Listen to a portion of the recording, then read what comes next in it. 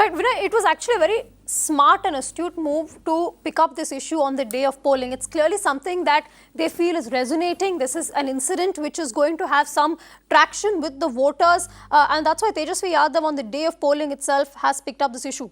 Yeah, I mean, actually the entire opposition in many ways has not gotten united. In fact, it has forced even the BJP now to ask for an inquiry, because BJP again is a very astute political party, and they've realized that the timing couldn't have been worse of something like this. And Munger happens to be polling today, and for the incident to happen just 24 hours before that has obviously, terrible timing.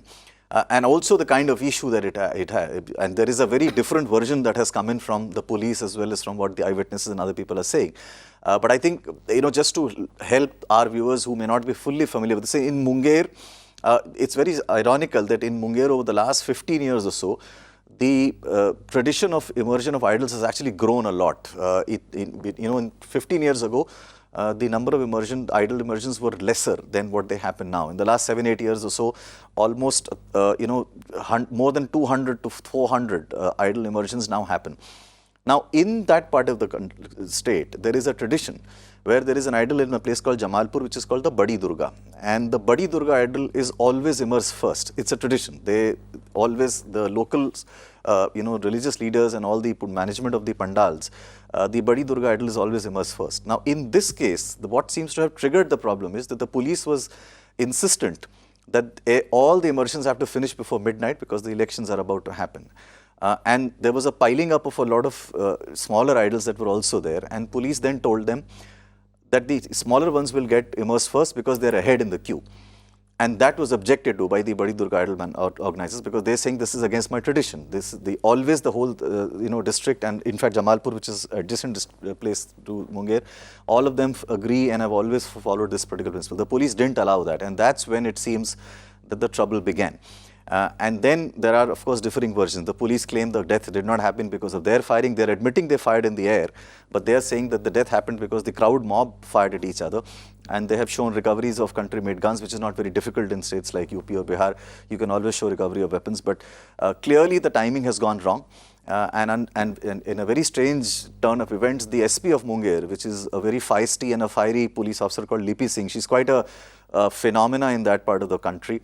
As I said, if you simply go to YouTube and type her name, you will find there are dozens of channels that only report about what Lipi Singh does morning to night. And the local media there calls her Lady Singham because of the kind of aggressive action she's taken against some of the mafia, principally Anand Singh, who's quite well known mafia, Bahubali as they call it in that part of the world. So she's quite a personality, and she also happens to be the daughter of a politician who's part of the JDU. So suddenly, from being a Lady Singham, she seems to have been targeted. But remember one thing, administratively, Munger is not a commissionerate, which means if the firing happened, this order would have come from the civil administration. So the DM would have given that order, or at least would have agreed to, opening fire when something like this happened. But the timing is where the opposition seems to have united, and almost all of them are now speaking in the same voice, where they want an inquiry to be done, and they have criticized the way the police handled it. We were actually speaking to our colleague Prashant, who was reporting from Munger earlier this morning, and he said that was something that the voters that were telling him was resonating. So the timing certainly trouble for them. But Vinay, you were saying it's something the opposition has united around, but it's something that Tejasvi Yadav has fronted. And I just wanted to speak a little about Tejasvi Yadav, because no matter what he does, there is always going to be that looming shadow of Lalu Prasad Yadav, his legacy, his role in Bihar politics. In fact, there are enough reports that Lalu Prasad Yadav, even till date, is controlling a lot of party aspects from his prison cell.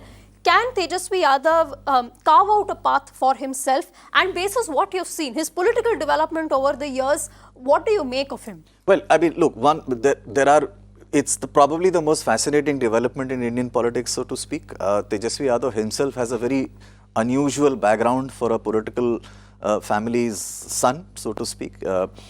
He actually had no interest in politics till about 10 years ago, or whatever. His interest was actually in cricket.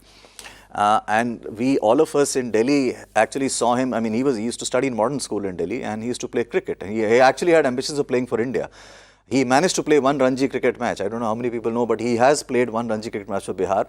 And then, when his father was the minister during the 2009 to 12 period, 8 to 9 period, the 10 period, he was part of the Delhi Daredevils cricket team as well. He never got a game, Yeah, he but was he was part called of the the squad. water boy, Yeah, he was part of the infamously. squad. Yeah, yeah. So he had immense cricketing ambitions in life. He was a middle order batsman, didn't do very well. Obviously, that's why he never got a game for Delhi Daredevils. But now he's playing a very different innings altogether.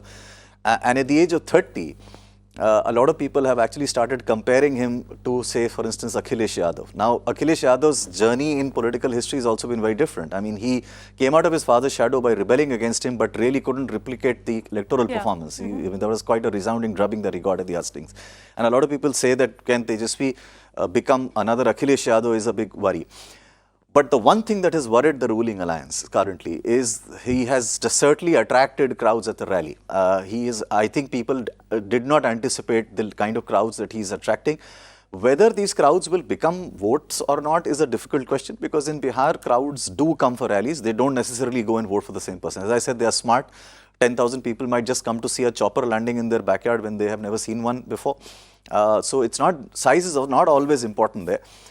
But I do believe that he has surprised a few people by behaving and doing things a little more maturely than possibly what people expected him to. Remember, there has been a bit of a battle between the two brothers as well. Tej Yeah, I Pratap wanted to say that. I think he's been helped by the fact that Tej Pratap Yadav has been kept out deliberately because it had become a bit of an embarrassment for the party, for the family, with his many antics. Yeah, and Tej Pratap has also got a very controversial background. I mean, you know, he got married against his father's wishes, and there was a lot of this family tension that happened earlier. And he kind of sulked and walked out, and there was a bit of a family rift.